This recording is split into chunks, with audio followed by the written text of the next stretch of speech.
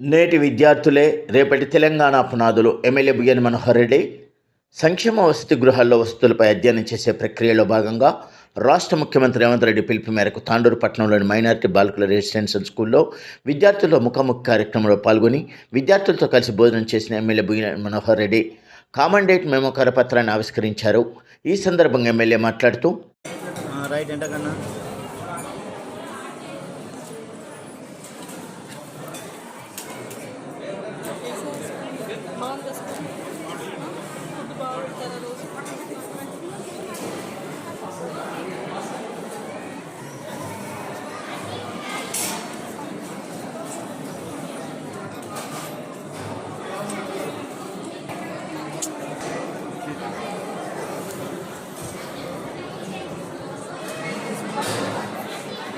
కూడా సస్పెండ్ చేయడం జరిగింది.